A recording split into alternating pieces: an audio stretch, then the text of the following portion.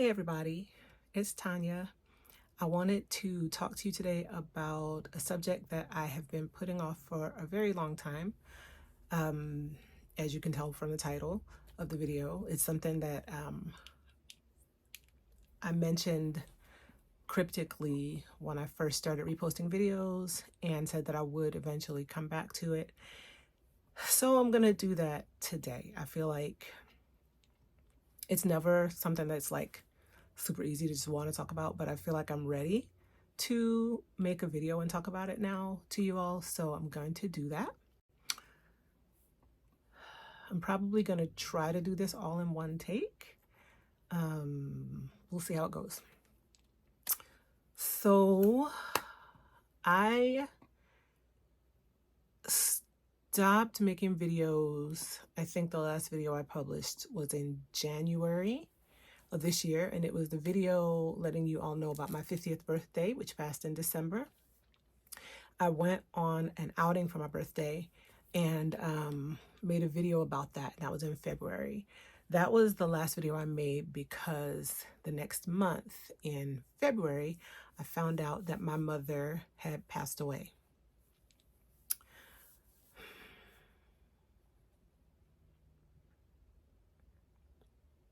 It's weird when you try to talk about this. I think because I'm trying to figure out how much I want to say, how much I don't want to say. And I'm also still processing. So even though it's been many months now, of course, there is no time limit on grief and processing. So I'm still trying to kind of think through everything myself. So in February, I found out that my mom had passed away. My mom lived in the Atlanta area. I live in Virginia. And my former stepsister, who is still very close with my family. So my mother and her father were married when we were young. Well, when we were kids. I was maybe fifth grade through 12th grade. And my stepsister, or former stepsister, was in high school and then in her young adult years. So she and my mom and I were still pretty close. She lives in the Atlanta area. And so she would go over, check on my mom periodically. I would try to speak to my mom regularly. Lord, how much do I say? My mom and I had, I would say, a loving but complicated relationship. I don't know if many mothers and daughters don't have a complicated relationship. Maybe they do. I don't know. Anyway, my mom had health concerns and she attended to them, but I and my stepsister, we felt like she needed to be approaching them differently and more aggressively. But as many people in the baby boomer and older generation are, she didn't really have a deep level of trust for her doctors, or else she felt like she knew more about what was going on with her body than they did. So that tended to contribute to a lot of either miscommunication, lack of communication. It tended to contribute to like disagreements on how things should be handled in her care. She was also the caretaker for my uncle who had or has dementia. He is a few years younger than her. So my mother was in her mid 70s. She was 76. Her brother was a few years younger than her. And so she was trying to continue caring for him while at the same time caring for herself. This is something that I had tried to intervene in on numerous occasions, but if you have parents who are aging or who have aged, you may know how challenging it can be to get them to do the things that you want them to do for their health, for their safety, for the safety of those around them. So these were issues that I was kind of pressing but it was slow going.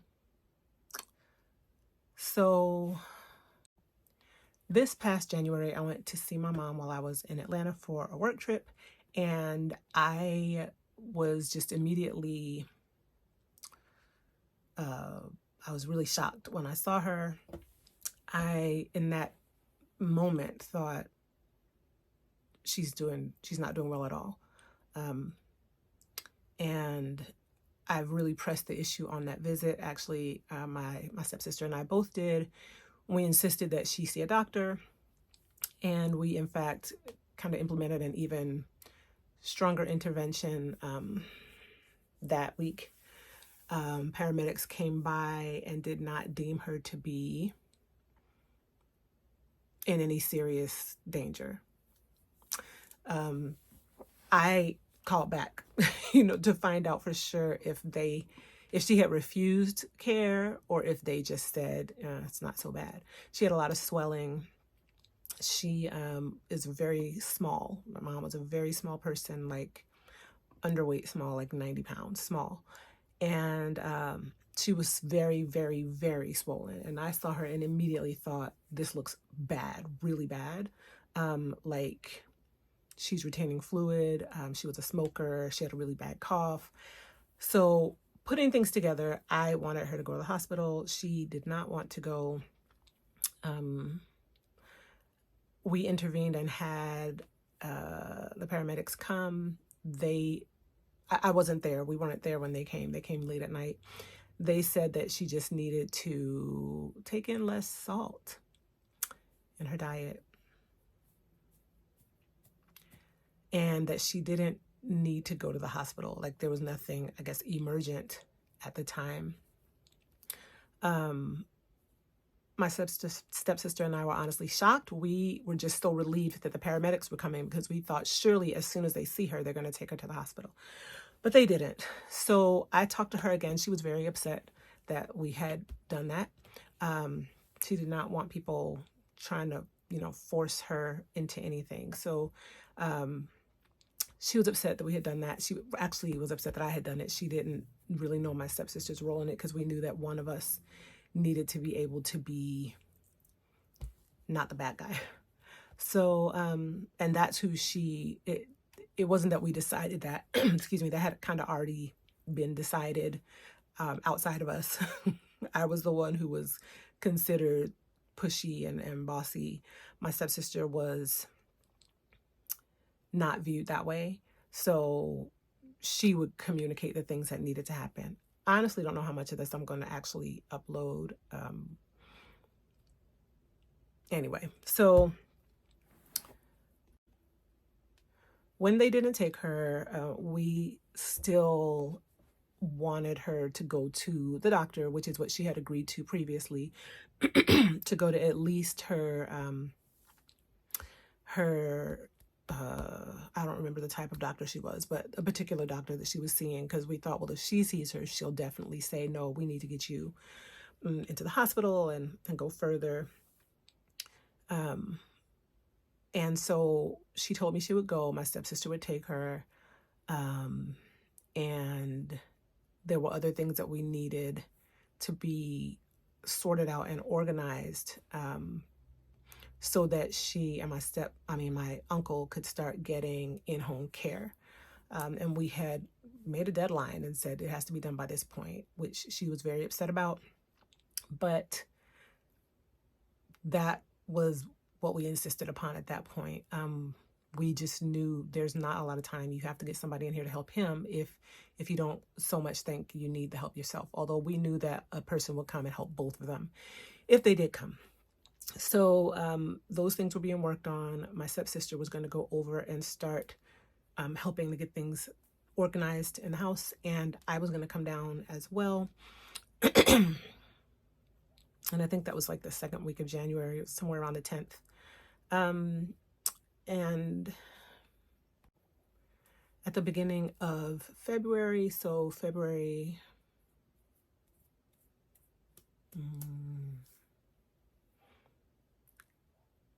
7th, my stepsister called me and said, hey, I'm trying to reach Pat. That's my mom's name. I can't reach her. And we both kind of had a, okay, if we call, she didn't always answer her phone well. Toward the last few months of her life, she was quite kind of irritable and anxious and had a really kind of short fuse. But sometimes she was just really overwhelmed with what was going on with my uncle, just trying to take care of his care and his deteriorating health. So she might or might not answer the phone.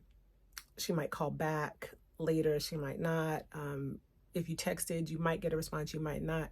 So we kind of were working around that and kind of trying to figure out, okay, sometimes she just doesn't respond, or, you know, maybe we'll call again later, or I'll call, you know, in the evening this time, or something like that, because we had set times when we knew we were kind of allowed to call, and set times when we couldn't call because there was too much that she was trying to get done with my uncle's care at that time of day in the house.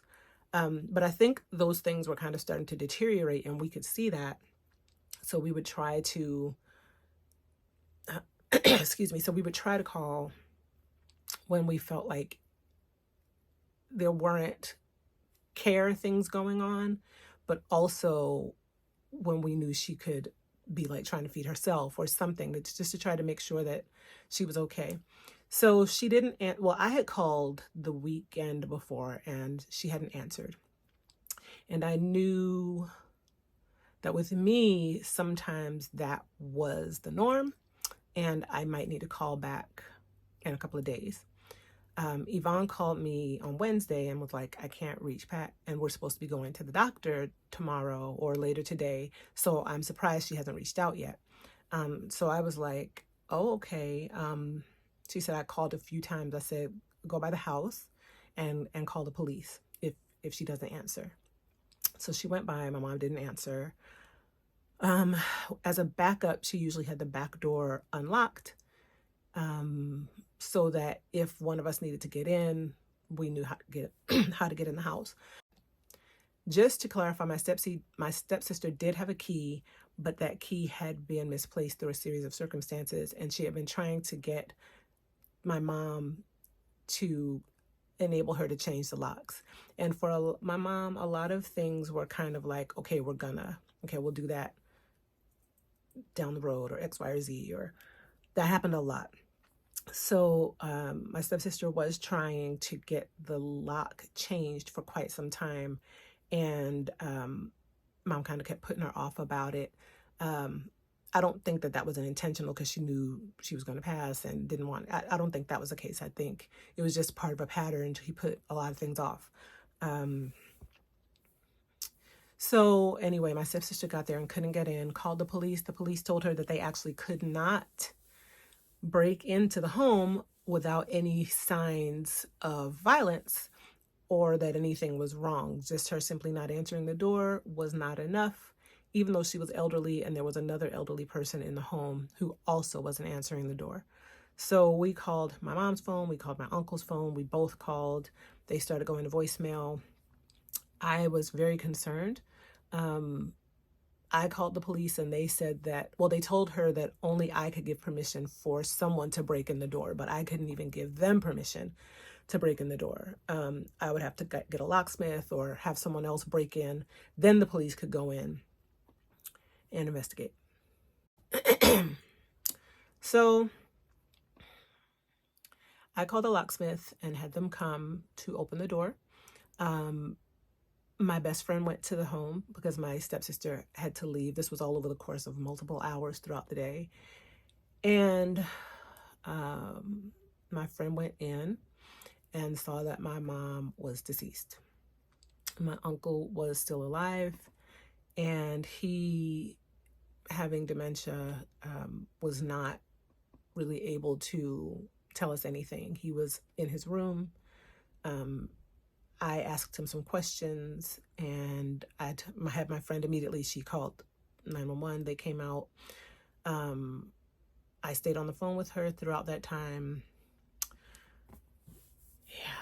So I had them take my uncle to the hospital for treatment because I didn't know how long it had been. since she had passed and how long it had been since he'd had his medication or food. He said that he was making food every now and then. Well, he didn't say it like that. He said, I asked him, have you eaten? He said, yes. I said, what, who made your food? He said, I made a sandwich.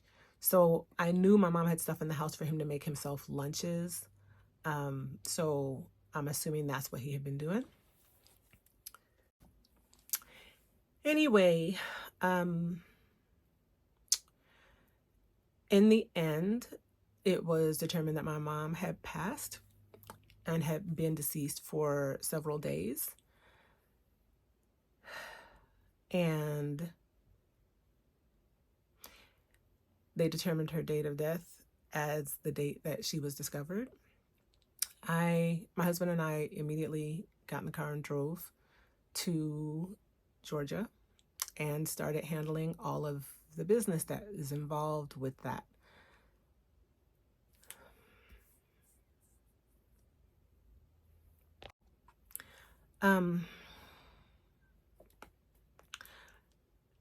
So without going into a ton of detail, there was a lot of stuff in my mom's house. My mom, I think, was a low-level, mid-level hoarder. It wasn't a situation where it was like impossible to move through the house, but there were a lot of things. There were a lot of things she was holding on to. And also there was just a lot of disarray and disorganization, which physically, when I had been there, we were saying, let us help you. We know that this is a lot and it's more than you're able to manage to clean and fix and sort on your own. And it has been a very long time in coming. The agreement that she gave in that conversation, I have tried that at least in the past in different ways. My stepsister had tried it in the past, and it was not ever really a successful conversation. This time we did get some agreement, I think because she was so physically depleted. When we saw her in January and she kept saying, I need help. We were like, we know, we're here to help you. We want to help you. Please accept our help. I'm chuckling because at the end of that visit, she said, I keep asking God to send me help to help me out. And maybe the help is standing here in front of me. And we both said, yeah. And she went, shut up, you two. It was kind of funny. But, I said to her, you took care of us and now we want to help you. We want to take care of you. Please let us. And I don't know, it was just very, very, very hard for her to accept that kind of help. Yeah. So when I got to Georgia, I had to immediately start, trying to find out if there was a will, if there was any planning that she had for end of life, start trying to sort out all those kinds of details. And she had verbally told us things from time to time, but there was nothing that we could work with to get anything done. So I'm an only child, so I had to kind of start that process and get things going. And it was a lot.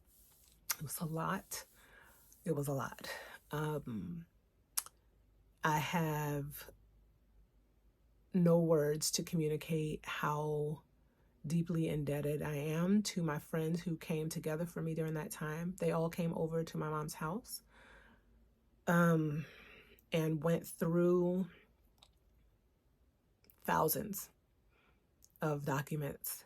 My mom collected mail and just kept it in various places. So they went through thousands of papers and documents trying to find anything that might guide us, any will, anything saying what she wanted done with her possessions, a will, insurance documents, bills, anything. So I was very focused and task-oriented and on the goal, but I knew I couldn't do it. I couldn't go through all those papers. So my friends came over, and over the course of several days, they went through all the papers and or did cleaning. I think I kind of focused on just trying to clean various spaces throughout the house. The one space I really couldn't bring myself to go to was my mom's room. It is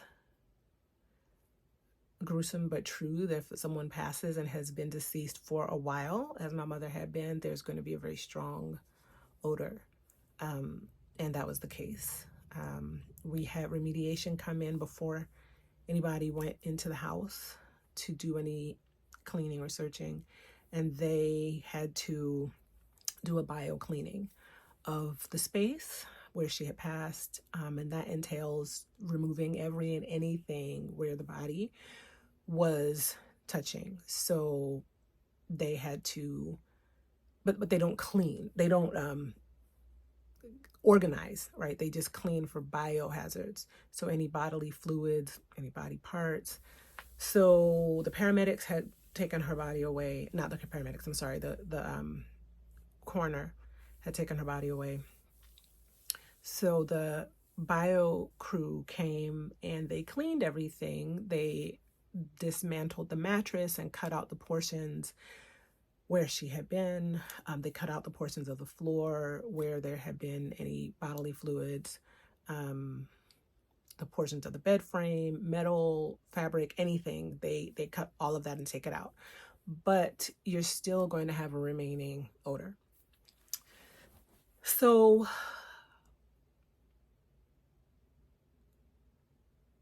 they did all of that cleaning. And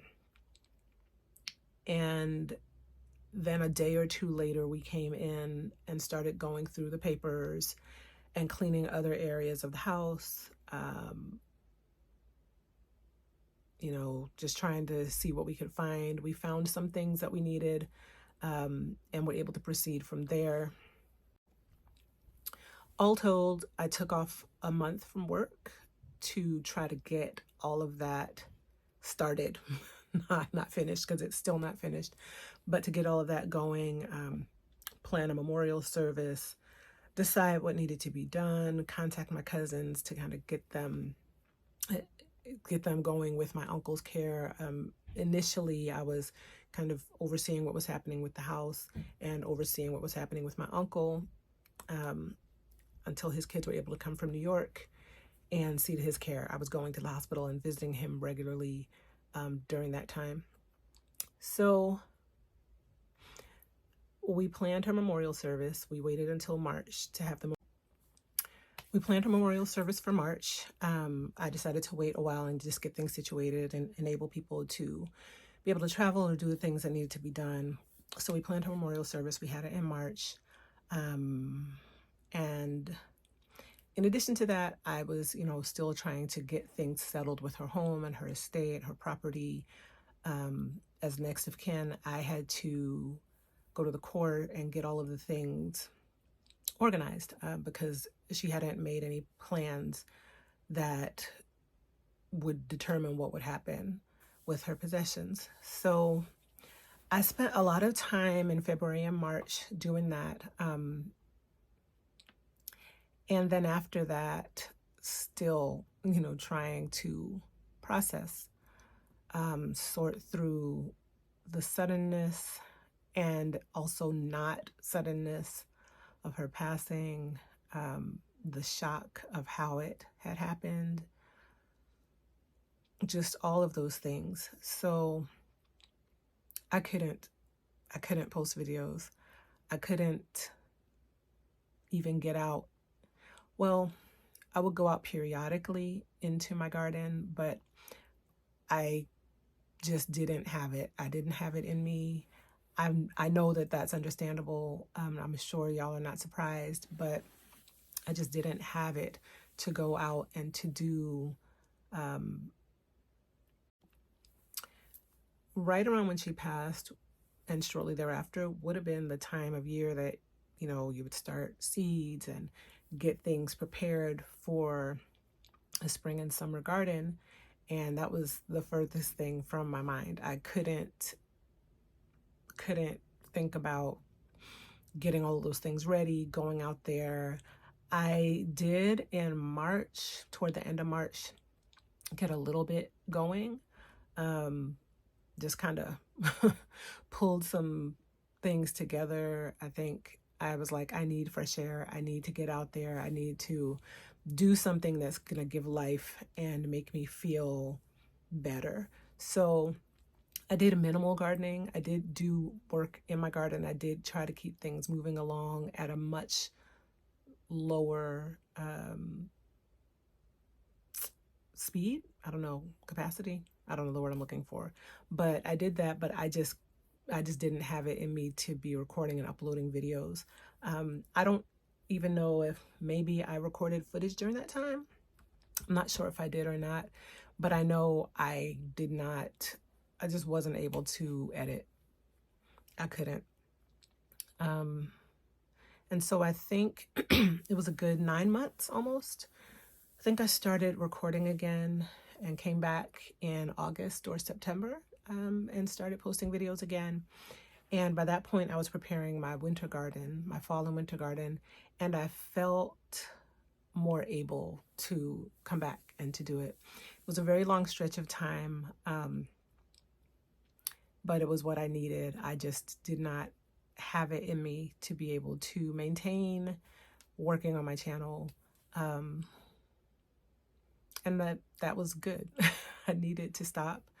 I needed to try to focus. I had actually just started a new job in January, and I had to take a whole month off and then go back in March and hit the ground running. It was a lot. It was a lot. My daughter was a senior in high school. We were homeschooling her. We were finishing up the school year and planning her graduation, getting her ready for college, visiting colleges, trying to figure out where she was going to go. Life was lifing. It was a lot. So I was literally trying to get through the spring. And then the summer happened. It was a busy summer. And mind you, all of this time, I've still been sorting out the details of managing my mom's estate. So, and I'm still doing that now in October. I didn't mention what the medical examiner believes the cause of death was. He believes that it was heart failure. My mom was a smoker, like I said, and she also had high cholesterol, high blood pressure, a number of health conditions. And she was very, very small and had pulmonary high blood pressure as well. There's pulmonary hypertension as well as, I guess, regular hypertension. So he was pretty sure that she had an enlarged heart and that she just physically was not, her body wasn't able to sustain itself. Her heart wasn't able to take care of her body, and that it stopped. We did not have an autopsy done because